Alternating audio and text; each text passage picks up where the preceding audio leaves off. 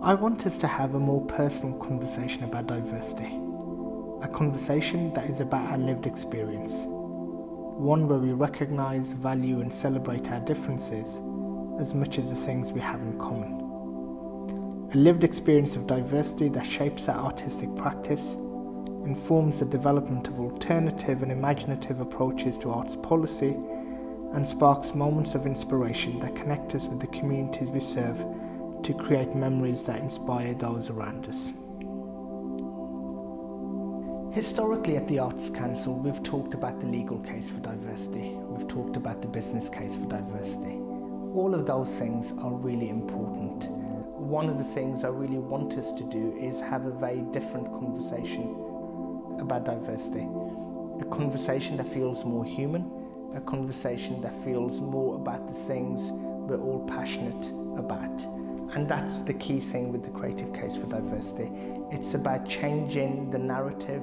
It's still about having the conversation around equality, access, equity, and opportunity.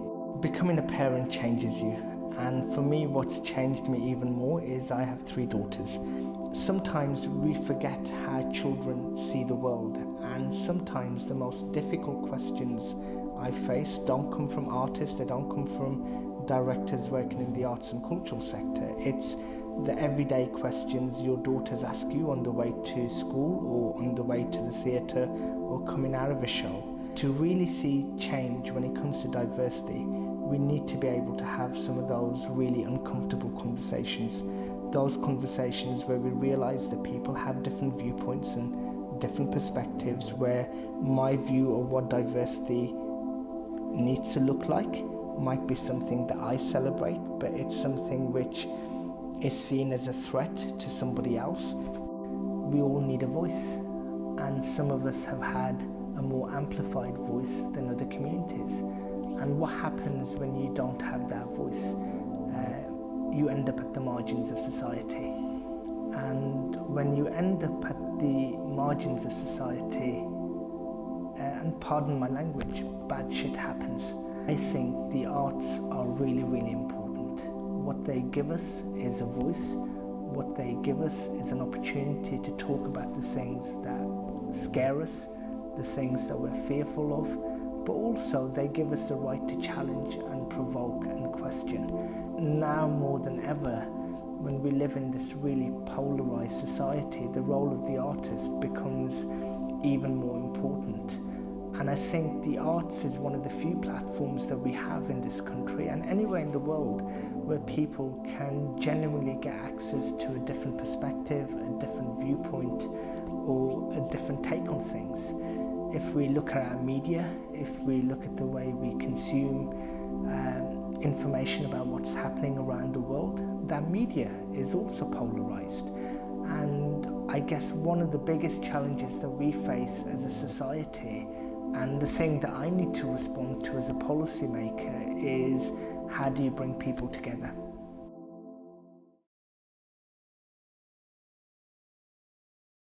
I've been leading on diversity policy at the Arts Council now for about 3 years, and one of the first tasks that I had was really kind of gain a sense of how we balance the urgency for change in the sector with putting in place a policy that can actually influence long-term change. So the 2 questions that I really asked myself when I started developing our new diversity policy framework is, what is the purpose of the policy that we're trying to develop? And from my perspective, there were really 3 kind of key things within that. We wanted to diversify our programs in terms of the work our organisations presented. We wanted to diversify the audiences that come and engage with the work our organisations put on. And thirdly, we also wanted to look at the diversity of the workforce and the leadership of those organisations to make sure they better reflected the diversity of wider society. I guess the other question I had to ask myself was whose voice was in the room and whose voice was missing. So too often when we're developing policy, we're talking to people who we always talk to, and in the case of diversity, we need to make sure when we're developing policy, we also talk to the people who feel that they've been excluded from the sector. We engage with the people who feel invisible or feel they don't necessarily have a voice. Elevate was designed to support diverse-led organisations to increase their resilience. So when I was talking to organisations in England who don't get regular funding from the Arts Council, one thing they weren't struggling with was funding for projects. So they could come in through our Grants for the Arts programme, they could come in through our strategic funding programmes to get funding to deliver the work that they wanted. But one of the things which was a barrier for them, which kind of created a level of inequity compared to organisations that do get regular funding, is the ability to come in for funding to pay for salaries, to pay for development time, and really have the resources to train up their boards, to invest in new staff posts so that they could actually have those conversations with the sector, nurture the partnerships that were necessary. We developed our first ever strategic funding programme where organisations that are in receipt of regular funding couldn't apply. And this was really important because we wanted to create a level playing field for those organisations who don't receive regular funding to come in and compete against each other rather than compete against organisations that have a development team already in place, a much more established fundraising team. And one of the great things about Elevate was, for the first time, we received applications from organisations that were not even on our radar. And what Elevate allowed us to do at the Arts Council was reach a community that wanted to engage with us but kind of felt that they were slightly off the radar. So when we launched the programme, we had over 200 expressions of interest. We received over 90 applications for funding, and we were able to support 40 organisations through the programme.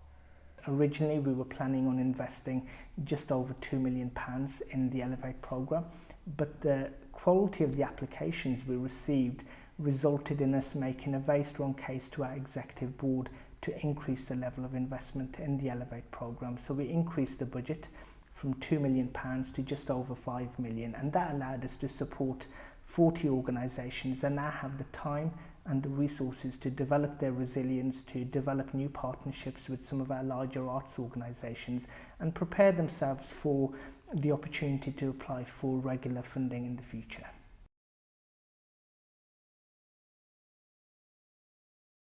I don't always go to see a performance or an exhibition to be entertained. I go to be challenged, I go to be provoked, and I think it's really, really important that artists, irrespective of their background, can talk about the issues that matter to them.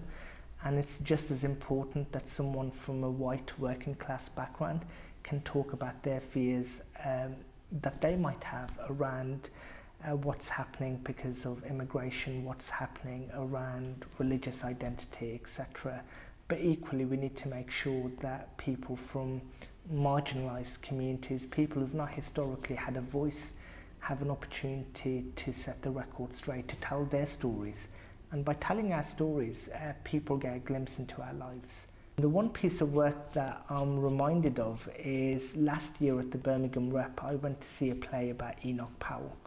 And Enoch Powell was probably one of the most divisive politicians in the history of the UK. And I remember walking into the theatre and I was uncomfortable. And I was uncomfortable before the performance even started, because suddenly I realised that I would be in an audience where I have a particular viewpoint and I have a history, or I have a perspective on what history teaches me as somebody who's from a South Asian Muslim background, and recognising that there would also be other people in the audience who probably had sympathy or agreed with Enoch Powell's views. So instantly, before I even saw the piece of theatre, I was in the audience doubting people around me. I remember sitting next to somebody who was very, very quiet. Normally when I go into the theatre, I'm very open to having a conversation with the person sitting next to me, and that doubt crept into my head. I kind of, for a split second, thought, does the person who's sitting next to me have the same views as Enoch Powell? And that's when you realise that actually unconscious bias can kick in for anybody.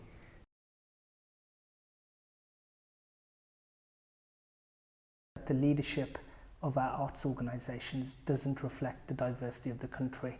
It's still predominantly male, it's still predominantly white. If you're going to have a conversation about leadership, you have to talk about influence and power. Who has the power and the influence to change our programs? Who has the power and the influence to recruit our next generation of leaders? I've been the person in the building who can perhaps sometimes challenge an idea. I have my own biases, whereas everybody has their own biases. If you don't have a diverse workforce, then how do you think about diversity? How do you engage with it? We have to start with our boards. Our boards are responsible for the recruitment of the next generation of leaders within our organisations. It's really important that our boards have a diversity of perspective when they're looking to decide who's going to be leading our arts organisations into the future. In a climate where public subsidy for the arts is decreasing, more and more boards are becoming more risk averse. So it's becoming more challenging for leaders who want to progress their careers or lead some of our larger organisations to have the full range of experience that they might sometimes need. When I'm talking to diverse leaders in England, one of the things that they encounter frequently when they go for interviews to take on a more senior leadership role within the sector is the frustration and the challenge of not always having the necessary experience to take on a role, particularly if they want to make a transition from a project-based organisation to a building. Our Changemakers programme was designed to create leadership development opportunities for future leaders from a black and minority ethnic background or disabled leaders. And we recognised that this was a major challenge for us in England based on the data that we were receiving back from the organisations that we fund on a regular basis. So that was really the catalyst. The data was the catalyst for us to say we need to do more as an Arts Council to support the development of a new cohort of diverse leaders. The one twist that we put on the Changemakers programme is we wanted organisations who were in our national portfolio to work in partnership with the named leaders that they had identified to be participating in the leadership programme. And for me that was really important because on the one hand we wanted to get a first-hand glimpse of some of those leaders who felt that they were ready for the Changemakers programme. But there was also a challenge for some of our national portfolio organisations because as part of the funding programme, we also wanted the host organisations to commit to a programme of culture change because we also recognised that actually the organisations that would be hosting the Changemakers really need to think about how they can diversify their culture, diversify their structures to make sure that in the future they wouldn't need to come in through a program like Changemakers, but that they had the systems and the processes in place to create the conditions where they could go out and recruit and feel very confident that they would reach a more diverse community of artists or potential employers. Me just being a part of this organisation, I can't deny my skin colour, I can't deny the background I have, I can't deny my heritage, I can't deny any of those things that are so apparent and synonymous with who I am as a person. So I think initially it's about me being a presence, me being an access point for people who are similar to me, or people who understand my language, or people who I understand their language. The purpose of the Changemakers programme was to give diverse leaders the opportunity to get experience in the types of organisations that they want to work in the future and to plug that gap that they might have on their CVs. So for many of our Changemakers, they've made the transition from working for smaller diverse arts organisations and are currently undertaking their leadership development programme at some of those larger institutions across the country. And what that will allow them to do over the next 12 to 18 months is to gain the experience that will give them the confidence to apply for jobs in the future, where they feel they can apply on merit and they have the experience that quite often boards and recruitment panels are looking for, which they may not have had previously.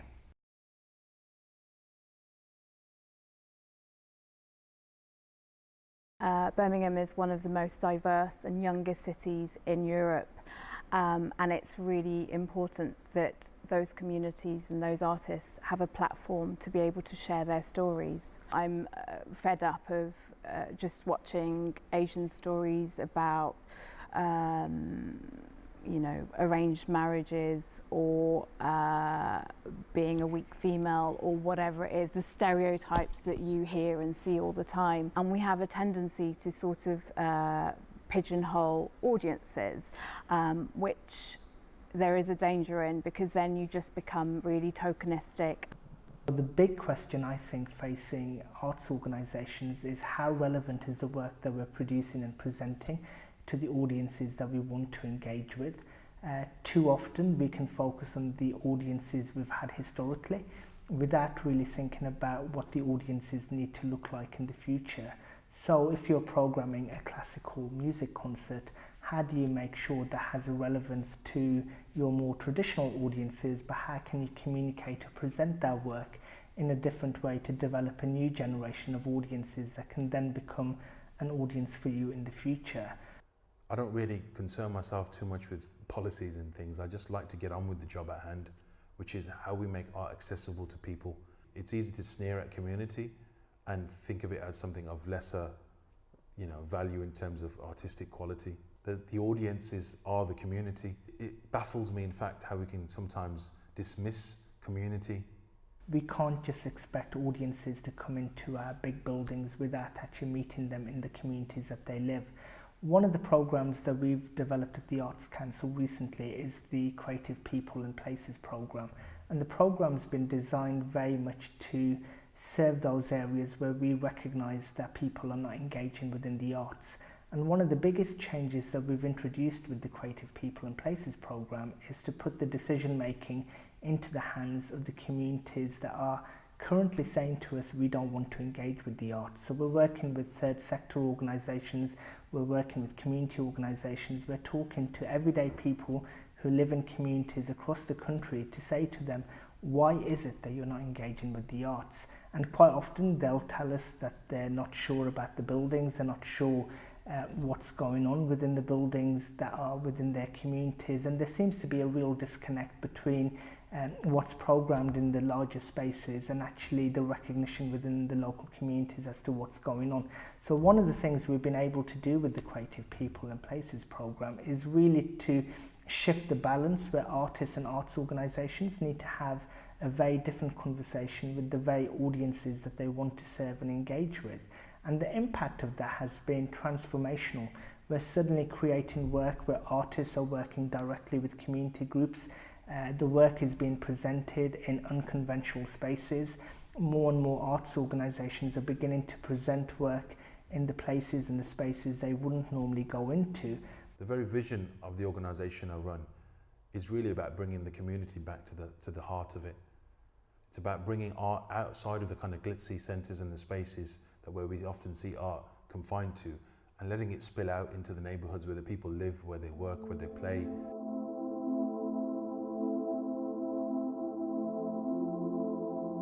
Sometimes we overcomplicate the conversation about diversity. We get bogged down in the definitions, we get bogged down in the initiatives and capturing data, and all of those things become secondary when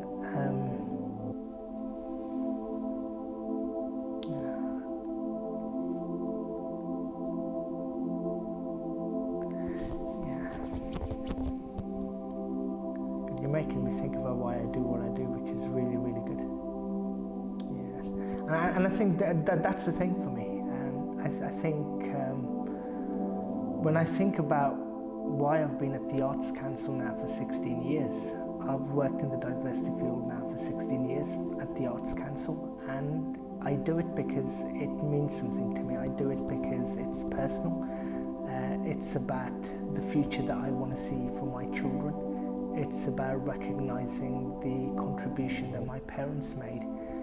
Their stories are probably not told on our stages. Their sacrifices that they made probably are not part of the wider discourse that we have in society. But that's what's at the heart of the creative case. It's the stories that we have, it's the experiences that we have, and the creative case isn't something I want organisations in England to do or respond to because the Arts Council asked them to do it. It's something they do because they genuinely believe it adds value. The creative case is about saying we're going to take responsibility, and we have the responsibility as artistic leaders, people who have power and influence and access to resources, to tell the stories of all of our communities. And when you tell the stories of all of our communities, you're actually doing the creative case, and that's really key. I think at times organisations struggle when they're asked to develop equality action plans or they're asked to respond to a diversity initiative, because we overthink our responses, we overcomplicate what we're trying to do, and we start to think about things in very technical terms. I want the conversation about diversity, whether it's in England, New Zealand or anywhere else in the world, to be about the things that we're really passionate about. And the one thing that I've found in the conversations I have with artists throughout the world is they're passionate about their work. So how do you make your work respond to some of the issues that we face as a society? How do you make sure your work gives voice to those communities that need one, those communities that are on the margins of our society? It's not easy, it's complicated. I don't expect people to get it right the first time or even the second time, but I think the key thing when it comes to the creative case is you have a desire and a passion to do things differently. And the one thing I've learned as a policymaker is you learn as much from the things you do which don't go to plan as the things that you do which you're incredibly proud of and you'd put on your CV. And I think my challenge to the sector is really just to free yourself of your inhibitions, to take yourselves out of your comfort zones, to sit in a room with people that you wouldn't normally sit with, have a conversation, find out about what they do, find out about their stories, and how that could actually influence the way you work and the way you develop your practice.